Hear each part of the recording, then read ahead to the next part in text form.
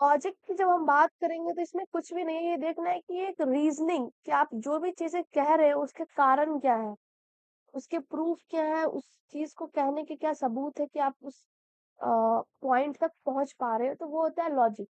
तो लॉजिक क्या है? साइंस ऑफ रीजनिंग, तर्क का विज्ञान।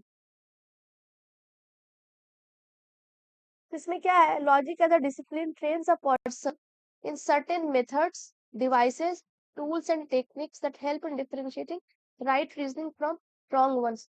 जब आप लॉजिक की पढ़ाई करोगे, एज अ डिसिप्लिन इसको कंसीडर करोगे, उसमें जब आप घुसोगे तो आप ये पाओगे कि लॉजिक में आपको बहुत सारे तरीके सिखाए जाते हैं, बहुत सारे टूल्स होते हैं इनके, जिनका इस्तेमाल करके आप जो रीजनिंग है, कौन सही रीजनिंग है और कौन गलत रीजनिंग है, उन दोनों के बीच में आप डिफरेंशिएट कर पाते हैं। तो अगर कोई भी रीजनिंग होगा उसमें आपको क्या मिलेगा कि एक आर्गुमेंट है, जैसे प्रेमाइस 1 रहेगा जिसको परिसर बोलते हैं, प्रेमाइस 2, और आखिरी में आपका एक निष्कर्ष। इन दोनों के आधार पर आप एक निष्कर्ष निकालोगे। तो वही होता है, इसी में रीजनिंग का इस्तेमाल होगा कि जब आप दो परिसर का इस्तेमाल करके आप एक तर्क निकालते हो तो वहां पर एक रीजनिंग हो रही है, वहां पे आप एक लॉजिक लगा रहे हो उस चीज तक, उस निष्कर्ष तक पहुंचने के लिए। और जब आगे देखेंगे तो एग्जाम्पल्स के थ्रू हम इसको डील करेंगे। तो ये होता है रीजनिंग, इसमें आर्गुमेंट है, जो कि आर्गुमेंट ये तीनों मिलाकर आर्गुमेंट होते हैं, प्रेमाइस 1, प्रेमाइस 2 एंड सी, मतलब P1 प्लस P2 प्लस सी। इन तीनों को मिला दोगे तो आपका एक आर्गुमेंट का स्ट्रक्चर बन जाएगा, इसको तर्क बोलते हैं हिंदी में।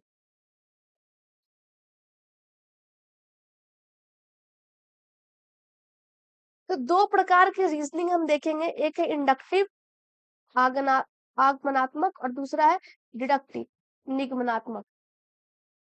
इंडक्टिव लॉजिक में क्या होगा? It deals with inductive arguments and deductive logic deals with deductive arguments. जो इंडक्टिव लॉजिक है, जो आगमनात्मक तर्क है, वो किससे संबंधित है? आगमनात्मक आर्ग्यूमेंट्स, जो आपका जो तीनों सेट था ना, प्रेमाइस 1, प्रेमाइस 2 और कंक्लूजन, इन तीनों से। ठीक उसी प्रकार से डिडक्टिव लॉजिक भी रिलेटेड है डिडक्टिव आर्ग्यूमेंट्स से।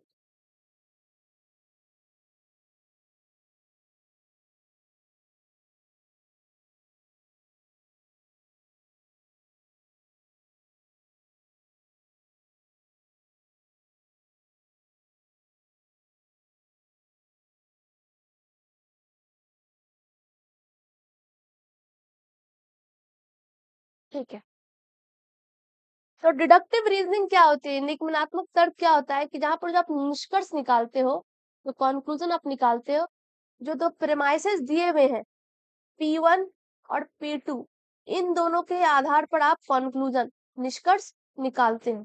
तो ये होता है डिडक्टिव रीजनिंग, निगमनात्मक तर्क। इंडक्टिव में क्या होगा कि जो कंक्लूजन आप ड्रॉ कर रहे हो, जो निष्कर्ष निकाल रहे हो, वो सबसे बेस्ट या क्लोजेस्ट पॉसिबल होना चाहिए प्रेमाइस 1 और प्रेमाइस 2 से। प्रेमाइस 1 और प्रेमाइस 2 के सबसे क्लोजेस्ट कंक्लूजन वो निकलना चाहिए। तो इसमें क्या होता है कि in inductive reasoning one draws the best conclusion. इसमें कुछ भी कंक्लूजन फिक्स नहीं है, बेस्ट की सबसे क्लोजेस्ट सही आंसर क्या है, suggested by the set of observation, जो आप ऑब्जर्व कर रहे हो या फिर आपके जो एक्सपीरियंसेस रहे उन सबको, उन सब के आधार पर आप जो है एक बेस्ट पॉसिबल कंक्लूजन ड्रॉ करते हो, किसमें? आगमनात्मक तर्क में। तो ये है इंडक्टिव रीजनिंग।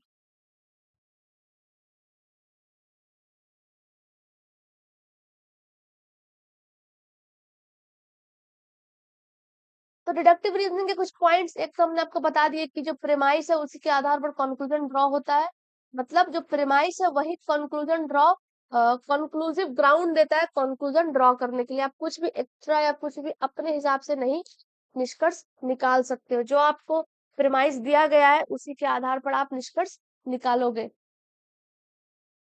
इसमें क्या है कि आप जब प्रेमाइस को एक्सेप्ट कर लेते हो तो वहां पर कोई गुंजाइश नहीं बचता कि आप कुछ एक्स्ट्रा या कुछ एक्स्ट्रा सोचो, या फिर जो कंक्लूजन जो आपका निकल रहा है आप उस कंक्लूजन पर शक करो, या तो कंक्लूजन सही होगा या नहीं होगा, बीच का कोई भी चीज नहीं होगा यहाँ पर। जैसे एग्जाम्पल देखो, है ना, प्रेमाइस एक तर्क 1 है ऑल मेन आर मॉर्टल, मतलब सारे के सारे मेन क्या है, मॉर्टल है। ये पहला वाला। दूसरा वाला, महात्मा गांधी क्या है, एक मैन है, मतलब महात्मा गांधी एक मैन है ना। इसको हम ऐसे बना सकते हैं, महात्मा गांधी एक मैन है और सारे के सारे मैन क्या है, मॉर्टल है। अब देखो निष्कर्ष देखो कि महात्मा गांधी इज मॉर्टल, ये महात्मा गांधी है, ये मॉर्टल के अंदर आ रहा है, बड़े गोले में ही छोटा सा गोला समा गया। तो ये क्या हो रहा है, कंक्लूजन क्या है, ट्रू है। तो डिडक्टिव में आपको बस जो कंक्लूजन आपका निकलेगा, जो निष्कर्ष निकलेगा, या तो हाँ होगा या ना होगा, सटीक निकलेगा, डेफिनिट। ओके। हम ये सारा एक क्लास रखेंगे इसको सीखने के लिए कि प्रीमाइसेस पे कैसे हम कन्वर्ट करते हैं, उससे कैसे हम कंक्लूजन ड्रॉ करते हैं, इससे क्या क्या अलग अलग स्टेप्स है, टाइप्स है। देखो यहाँ पे क्या क्या इनके कैरेक्टरिस्टिक्स है कि कोई भी आर्गुमेंट, कोई भी तर्क जो है वैलिड है, मान है, अगर उसके जो प्रीमाइसेस है, जो परिसर है, वो कंक्लूजन के अनुसार निकलते हैं, नहीं तो वो अवैध, इनवैलिड, अमान्य हो जाएगा, अगर निष्कर्ष आपका आपके परिसर के अनुसार नहीं निकलता। फॉर एग्जाम्पल यहाँ पर ये जो आप देख रहे हो, ऑल मेन आर मॉर्टल, सभी पुरुष नश्वर है, महात्मा गांधी एक आदमी है, इसलिए महात्मा गांधी नश्वर है। ठीक। अब देखो, जैसे यहाँ पर लिख देता महात्मा गांधी इज मॉर्टल, ये कंक्लूजन हम इसको अगर चेंज कर दे, फॉर एग्जाम्पल हम इसमें चेंज कर देते हैं कि मॉर्टल इज महात्मा गांधी, ठीक है, मॉर्टल यहाँ लग दो और यहाँ कर दो महात्मा गांधी। तो ये क्या होगा, ये पूरा स्टेटमेंट ही गलत हो जाएगा, क्योंकि मॉर्टल बाहर है, महात्मा गांधी अंदर है, ये महात्मा गांधी, ये मॉर्टल।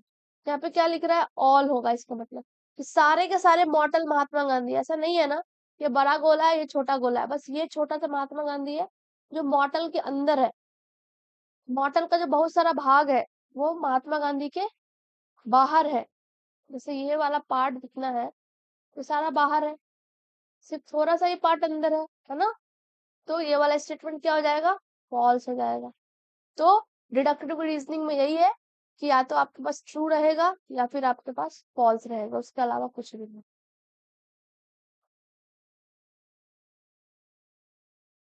In a valid deductive argument, conclusion is either equal to the premise or less than them, but never states anything which goes beyond, मतलब premise के बाहर का कुछ भी नहीं है, उसके बराबर का हो सकता है, जो भी प्रेमाइसिस में है उसके बराबर कंक्लूजन आ सकता है या उससे कम, लेकिन प्रेमाइस के बाहर कुछ भी नहीं जा सकता है, उसके लिमिट में ही रहेगा। ये सारे इंपॉर्टेंट कैरेक्टरिस्टिक्स है जो आपको याद रखते हैं।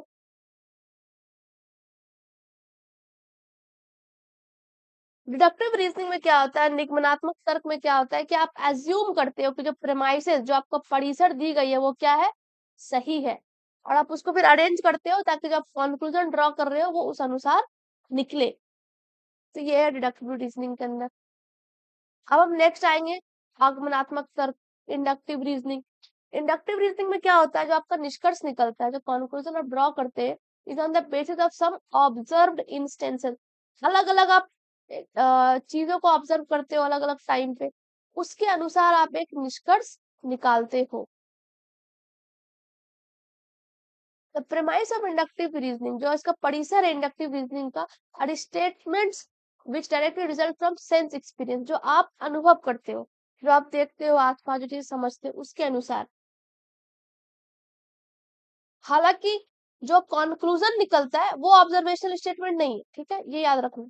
जो आपका निष्कर्ष निकलता है वो परिसर के अनुसार निकलता है, और परिसर क्या है यहाँ पर कि सेंस एक्सपीरियंस, जो आप एक्सपीरियंस कर रहे हो उसको आप कलेक्ट करोगे, फिर उस एक्सपीरियंस के आधार पर एक निष्कर्ष आप निकाल लोगे। तो इसमें जो निष्कर्ष निकलता है उसमें सटीक निष्कर्ष नहीं निकलेगा, लेकिन वो एक बेस्ट प्रोबेबल, नजदीक तक का रीजन देगा कि हाँ शायद ये सबसे क्लोज निष्कर्ष हो सकता है, शायद ये सबसे पॉसिबल कंक्लूजन हो सकता है, लेकिन उसकी सत्यता की कोई गारंटी नहीं कि यही होगा, चीजें बाद में बदल भी सकती हैं। क्योंकि डिडक्टिव रीजनिंग में क्या है, कंक्लूजन जो है वो प्रेमाइज के अनुसार निकलता है, जो हमने आपको बताया अभी के अभी, और वो सटीक होता है। इसका मतलब जो इंडक्टिव रीजनिंग है, जो आगमनात्मक तर्क है, वो आपको कभी भी कुछ भी सही या सर्टेन नॉलेज नहीं देता है। Very important. जैसे देखो एग्जाम्पल यहाँ पे देखो कि professor x is a writer and he is wealthy, वो एक लेखक है और अमीर है। प्रोफेसर वाई एक लेखक है और वो भी अमीर है। इस तरह से बहुत सारे आपने ऑब्जर्वेशन देखे, प्रोफेसर फलाना, प्रोफेसर ए, प्रोफेसर बी। तो आपने बहुत सारे एक ही तरह के ऑब्जर्वेशन देख लिए कि जो भी प्रोफेसर है वो लेखक है और अमीर है, इसलिए हम ये कह सकते हैं कि सारे के सारे प्रोफेसर लेखक है और अमीर है। तो ये क्या हुआ, बहुत सारे ऑब्जर्वेशन है आपके आसपास, जो भी प्रोफेशन वगैरह आप सबको ऑब्जर्व कर रहे हो, सबको अलग अलग, फिर आप एक तर्क पे पहुंच रहे हो, आप जनरलाइज कर रहे हो कि हाँ, जितने भी प्रोफेसर होते हैं वो लेखक होते हैं और अमीर होते हैं। लेकिन इसका ये एकदम सटीक बात है, ये ऐसा नहीं है। कुछ ऐसे प्रोफेसर भी होंगे जो अमीर होंगे लेकिन लेखक नहीं होंगे, तो ये भी हो सकता है। समझ आ रहा है ये चीज, इंडक्टिव और डिडक्टिव रीजनिंग। इंडक्टिव में आपके पास मल्टीपल ऑब्जर्वेशन है, बहुत सारी चीजों को आसपास देखते हो, ऑब्जर्व करते हो, फिर उस हिसाब से एक कंक्लूजन निकालते हो। लेकिन डिडक्टिव में आपके पास दो प्रेमाइज रहेंगे, उस हिसाब से आप एक निष्कर्ष निकाल लोगे सटीक सटीक। क्लियर है इतना दूर? Yes ma'am. जी। ओके।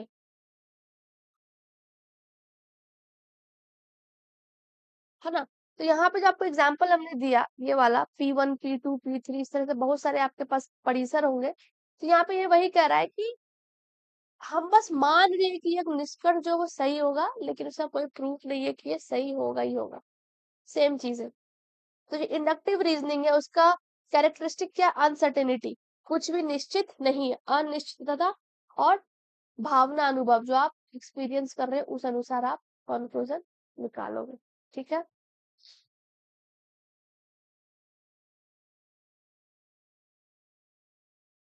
अब ये डिफरेंस है दोनों में, इसको आप देख लेना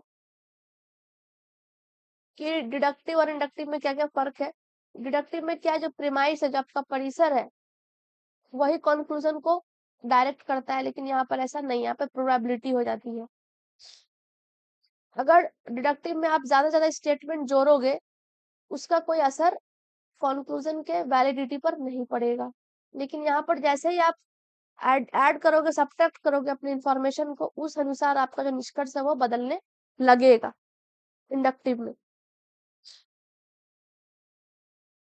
तो डिडक्टिव रीजनिंग क्या है, वो अपने आप में एक फॉर्मल होता है, या तो ये वैलिड होगा या इनवैलिड होगा।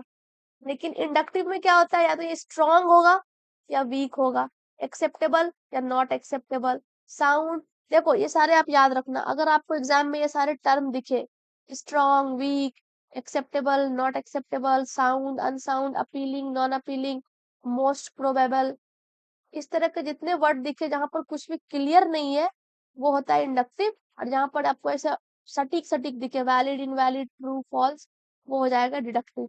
इसको याद रखने का तरीका है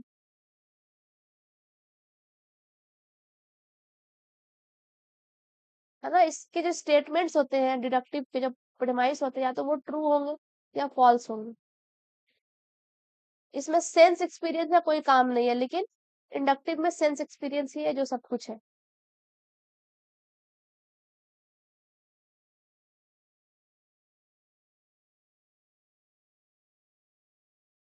सेम चीज जो मैंने आपको पीछे बताया, प्रोबेबिलिटी की बात, अनसर्टेनिटी, पोस्टेरियर एंड एम्पिरिकल, ये सारी की सारी चीजें किसमें आएगी, इंडक्टिव में। और इसमें क्या होगा, फिक्स रहेगा, सर्टेन है, रैशनैलिटी है, कि आप प्रेमाइस के अनुसार आप कंक्लूजन ड्रॉ कर रहे हो। तो ये था दोनों डिडक्टिव और इंडक्टिव के बीच का फर्क। अब इससे कुछ टाइप्स है। ऐसे निगमनात्मक तर्क के प्रकार है, सबसे पहला आएगा सिलोजिज्म, युक्तिवाद। इसमें क्या होता है, इसमें आपके पास दो प्रेमाइस रहेगा और एक कंक्लूजन, तो ये हो जाता है सिलोजिज्म का पार्ट। एग्जांपल यहाँ पर है, all birds are feathers, premise one, all sparrow is a bird, premise two, और कंक्लूजन, है ना? तो ये होता है किसका पार्ट, सिलोजिज्म का है। युक्तिवाद, जिसमें दो परिसर और एक कंक्लूजन। अच्छा,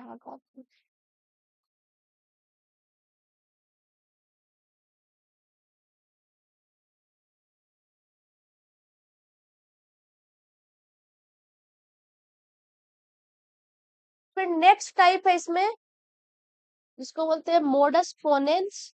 इसका दोनों नाम याद रखना जरूरी है, या अफर्मिंग द एंटीसीडेंट, पूर्ववर्ती की पुष्टि करना।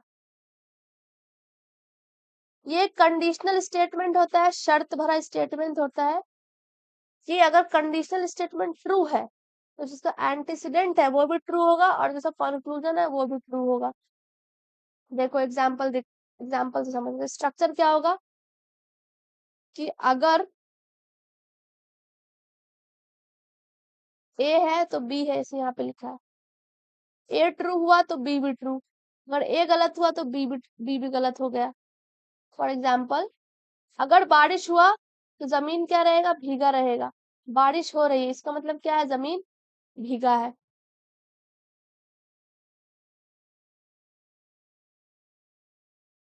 ये है आपका कॉन्सिक्वेंट, ये है आपका कंडीशनल स्टेटमेंट, सशर्त कथन। ये है कंडीशनल स्टेटमेंट, सशर्त कथन। और ये है आपका एंटीसीडेंट, पूर्ववर्ती, है ना। तो आपको एक शर्त दिया गया कि अगर बारिश हुई तो जमीन भीगा रहेगा, तो बारिश हो रही है, इसका मतलब ऑटोमेटिकली आप क्या निष्कर्ष निकालोगे कि जमीन भीगा है। तो ये होता है अफर्मिंग द एंटीसीडेंट। जो पहले बात कही थी ना कि बारिश हुई तो ग्राउंड भीगा रहेगा, उसी चीज को आप निष्कर्ष में यस कह रहे हो कि हाँ, जो पहले बात बोली थी निष्कर्ष में ही वही निकला। इसको बोलते हैं मोडस पोनेंस या अफर्मिंग द एंटीसीडेंट, पूर्ववर्ती की पुष्टि करना, पुष्टि कर देना कि यस वही हुआ जो कहा गया था पहले। एक है मोडस टॉलेंस, इसका है डिनाइंग द कंसिक्वेंट, जो परिणाम आएगा आप उसको नकार दोगे, नो होगा। इसमें जो कंडीशनल स्टेटमेंट है ट्रू है, लेकिन जो कंसिक्वेंट है वो फॉल्स हो गया, इसका मतलब जो एंटीसीडेंट है वो भी फॉल्स होगा। फॉर एग्जाम्पल, अगर कार चल रही है, इसका मतलब उसके टैंक में फ्यूल है। ठीक, ये एक स्टेटमेंट है, कंडीशनल स्टेटमेंट, सशर्त कथन है ये। टैंक में कोई तेल नहीं है, इसका मतलब गाड़ी नहीं चलेगी। वही हुआ ना, जो आपका परिणाम है आप उसको नकार दिए, नो, निगेटिव में आ गया।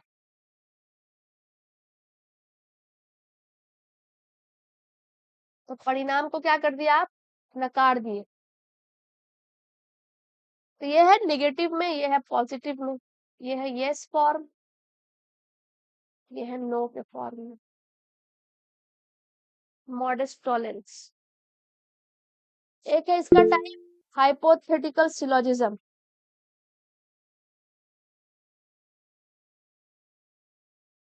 ठीक है, तो काल्पनिक न्याय वाक्य या काल्पनिक युक्ति वाक्य, इसमें क्या आपके पास एक कंडीशनल स्टेटमेंट जो सशर्त बयान है उसकी आपके पास श्रृंखला रहेगी, एक के बाद एक, एक के बाद एक, एक के बाद एक, इस तरह से। जैसे एग्जाम्पल देखो, if you study hard you will pass the exam, अगर तुमने पढ़ाई किया तुम एग्जाम पास करोगे, तुम एग्जाम पास करोगे तुम्हें डिग्री मिलेगी। तो ये है ना, इसको ए मान लो, इसको बी मान लो, ये बी है तो ये सी है, तो ए से बी गया, फिर बी से सी गया, फिर डायरेक्ट ए से सी चला जाएगा कंक्लूजन में। ये होता है काल्पनिक युक्तिवाक या काल्पनिक न्यायवाक। इसके बाद है नेक्स्ट डिस्जंक्टिव सिलोजिज्म, वियोजक। नेम थोड़ा रिपीट, दोबारा रिपीट करो ना पीछे वाला।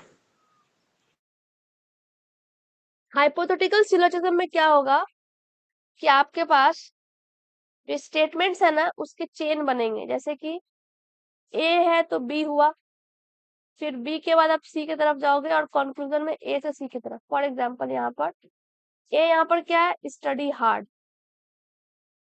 आप मेहनत से पढ़ोगे, एग्जाम पास करोगे, एग्जाम पास करने के बाद क्या होगा, आपको डिग्री मिलेगी, है ना। तो हम डायरेक्ट क्या बोलेंगे कि अगर आपने मेहनत करी तो आपको डिग्री मिलेगी।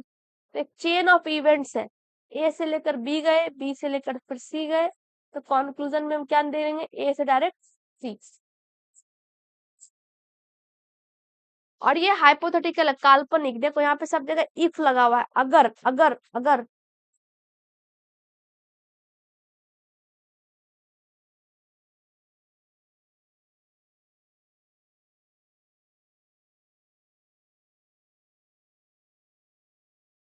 नेक्स्ट है डिसजंक्टिव, वियोजक। इसमें क्या होता है कि अगर दो म्यूचुअली एक्सक्लूसिव स्टेटमेंट सही है और एक गलत है तो दूसरा क्या होगा, सही होगा। इसको हम एक नेक्स्ट क्लास लेंगे ना, उसमें देखेंगे कि यहाँ पर तुम्हें और आ जाता है ना, और वाला सीन, वहां पर ये काम करता है। जैसे कि इधर जॉन इज एट होम और ही इज एट लाइब्रेरी, या तो जॉन घर में है या फिर लाइब्रेरी में। जॉन घर में नहीं है, इसका मतलब क्या है, जॉन लाइब्रेरी में है। जो डिस्टिंक्टिव है, इसको पहचानने का तरीका क्या है, आपको और दिखेगा, जैसे यहाँ पे है तो यहाँ पर है। तो अगर ये एक फॉल्स हो गया तो दूसरा अल्टीमेटली क्या होगा, ऑटोमेटिकली सही हो जाएगा। एग्जाम्पल से आप इसको याद रख सकते हो कि जॉन या तो घर में या लाइब्रेरी में। अगर वो घर में नहीं है, यहाँ नो हो गया, इसका मतलब जॉन कहाँ है, लाइब्रेरी में है। तो एक गलत होगा, एक फॉल्स होगा, तो दूसरा ऑटोमेटिकली ट्रू हो जाएगा। इसको हम पलट करके भी देख सकते हैं। स्टेटमेंट तो यही है, either John is at home और he is in the library. तो हमने सेकंड प्रेमाइस क्या बोला कि जॉन लाइब्रेरी में नहीं है, इसका मतलब क्या होगा कि जॉन घर में है। तो एक जैसे ही गलत होगा, दूसरा वाला पार्ट जो है अपने आप सही हो जाता है। ये है डिसजंक्टिव सिलोजिज्म, वियोजक अनुक्रमण, या फिर इसका दूसरा नाम ये भी होगा, युक्तिवाद। तो ये सारे थे तुम्हारे टाइप्स ऑफ डिडक्टिव रीजनिंग। अब हम देखेंगे इंडक्टिव रीजनिंग के टाइप्स, उनके क्या क्या प्रकार है आगमनात्मक तर्क का। एक तो पहला है जो इम्पोर्टेंट है, वो है जनरलाइजेशन, सामान्यकरण कर देना। कि जैसे इस एग्जाम्पल में हमने देखा था कि जो प्रोफेसर सारे राइटर है और वेल्दी है, premise one, premise two, premise three, ऐसे बहुत सारे हजारों प्रेमाइस किसी तरह के दिखे। तो हमने एक जनरल जनरल कंक्लूजन निकाला कि सारे के सारे प्रोफेसर अमीर हैं और लेखक हैं, है ना। तो इंडक्टिव रीजनिंग का जो पहला टाइप है वो है क्या, जनरलाइजेशन, सामान्यकरण। क्या आप सामान्य कर दे रहे हो कि हाँ यही यही सही है, ऐसा ही होता है। तो आप जनरलाइजेशन में जो निष्कर्ष है वो कैसे निकालते हो, बेस्ड ऑन रिकरिंग पैटर्न। जो पैटर्न बार बार रिपीट हो रहा है, जो बार बार रिपीट हो रहा है, उसके आधार पर आप एक जनरल स्टेटमेंट निकाल देते हो। फिर है नेक्स्ट एनालॉजिकल। जब किसी भी दो चीज में समानता आपको दिखे, कि उनमें कुछ कॉमन दिख रहा है, तो वो है एनालॉजिकल।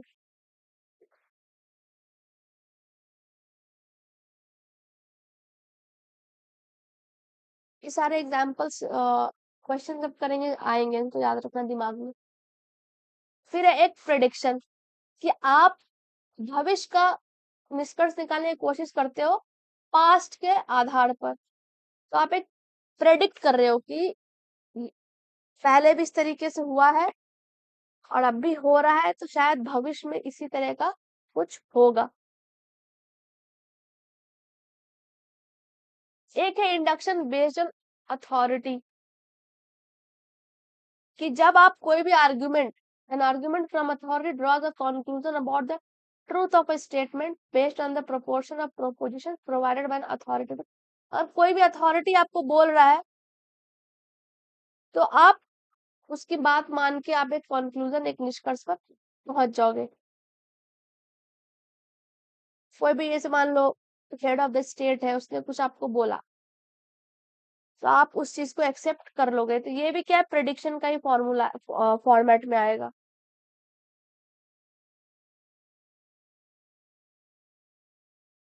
इसका एक और टाइप है, वो है कॉजल, कारणात्मक।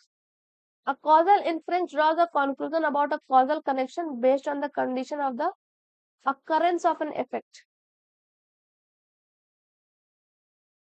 तो जो भी चीजें हो रही हैं, उसके बीच में जो रिलेशन है, तो कॉजल इफेक्ट का रिलेशन है, उस आधार पर आप इन्फरेंस ड्रॉ करते हो।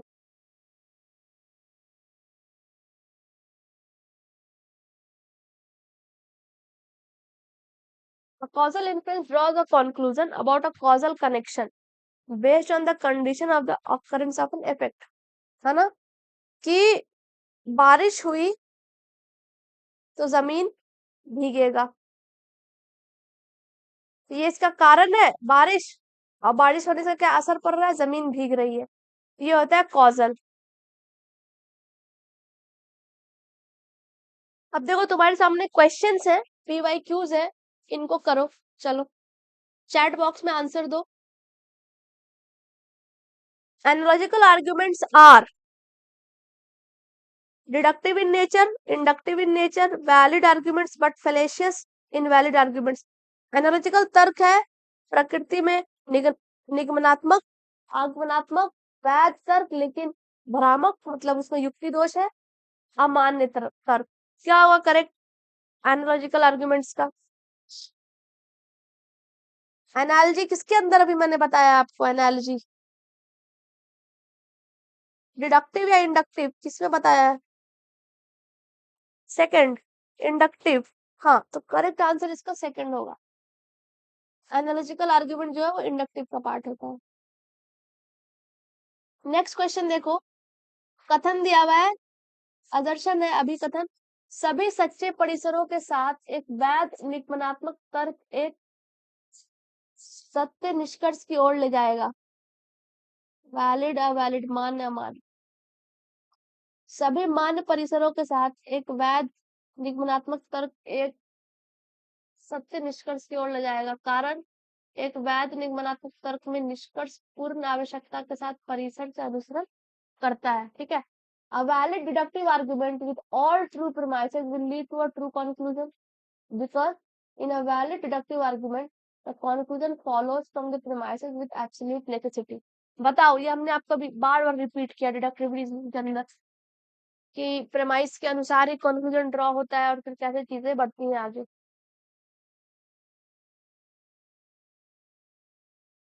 सेकंड, गुलाम मुस्तफा कह रहे हैं कि दोनों सही है और जो रीजनिंग दी गई है वो भी सही है, मतलब गलत है।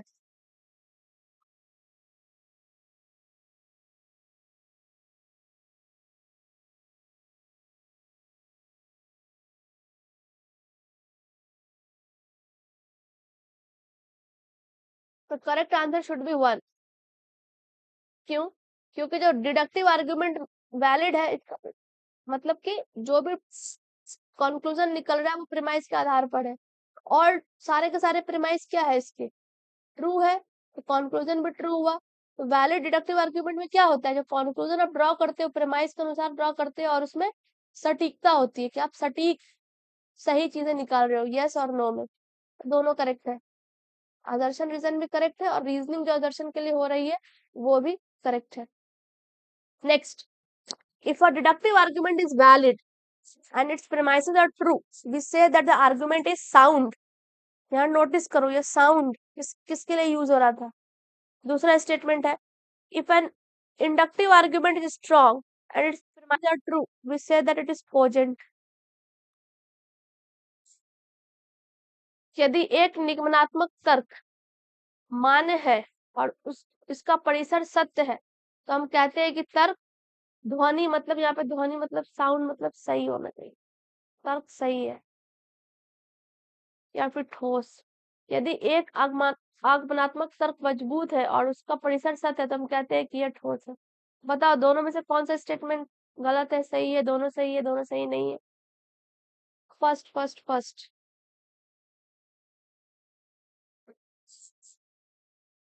ठीक है, चलो करेक्ट आंसर इज वन। हाँ फाइन। चलो ये क्वेश्चन थे, ये लास्ट में तुम्हारे लिए एक माइंड मैप की जैसी चीजें हैं कि जो आर्ग्यूमेंट्स है ना, आर्ग्यूमेंट में आपके पास क्या होगा, स्टेटमेंट्स होती है, प्रेमाइस और कंक्लूजन। आर्ग्यूमेंट का दो डिवीजन है, डिडक्टिव इंडक्टिव। डिडक्टिव का दो पार्ट है, मीडिएट इमीडिएट, इंडक्टिव में साइंटिफिक नॉन साइंटिफिक, ये आता है। अब जो इमीडिएट होता है उसमें सिर्फ और सिर्फ एक ही प्रेमाइस होता है, याद रखना, आई इमीडिएट देन 1, सिर्फ एक ही प्रेमाइस होगा। इसमें इस्तेमाल होता है method of square of proposition, AEIO, ये आप सबको पता होगा, अभी हम आगे देखेंगे। और इसमें आता है मेथड ऑफ इडक्शन, इसमें 3 चीजें आएंगी, कन्वर्जन, ऑबवर्जन, कॉन्ट्रापोजिशन। इडक्शन क्या होता है? Study of relation between proposition, जो भी प्रोपोजिशन है उसके बीच के संबंध की स्टडी का इडक्शन कहते हैं। तो ये देखो आपकी जो इमीडिएट है ना, डिडक्टिव का पार्ट, इसके पास सिर्फ और सिर्फ एक फडीसर होगा और उसी हिसाब से ये मूव करता है। फिर जो मीडिएट है, इसके दो भाग है, एक है सिलोजिस्टिक, जिसके पास 2 प्रेमाइस होते हैं, एक है नॉन सिलोजिस्टिक, इसके पास 2 से अधिक प्रेमाइस होगा, मतलब P1 है, P2 है, तो P3 भी है इसके पास, लेकिन इसके साथ सिर्फ P1 और P2 है। फिर है सिलोजिस्टिक, इसके भी देखो कैटेगोरिकल क्या क्या डिवीजन है, कैटेगोरिकल है और एक है नॉन कैटेगोरिकल। नॉन कैटेगोरिकल में हमने आपको हाइपोथेटिकल और डिसजंक्टिव दोनों पढ़ा दिया अभी पीछे, और इसमें कैटेगोरिकल है या सिंपल प्रोपोजिशन। अब इंडक्टिव का क्या है? नॉन साइंटिफिक, साइंटिफिक, ये जितने आपको बताए थे ना अभी हमने पीछे, जनरलाइजेशन, एनालॉजिकल, प्रेडिक्शन और बेस्ड ऑन अथॉरिटी, ये सारे के सारे नॉन साइंटिफिक है। और साइंटिफिक में कौन है? कॉजल है, यहाँ पर आपको कॉजल और इफेक्ट हम बता रहे थे, ठीक है, ये है ये। फिर नेक्स्ट है क्लासिकल स्क्वायर ऑफ अपोजिशन, इसको एरिस्टोटल ने दिया था। इसमें 4 चीजें आती है, AEIO, ए और ई के बीच के संबंध को बोलते हैं कॉन्ट्रडीज, ई और ओ के कॉन्ट्राडिक्टरीज, आई और ओ सब कॉन्ट्रडीज, ए और आई सब ऑल्टर्स।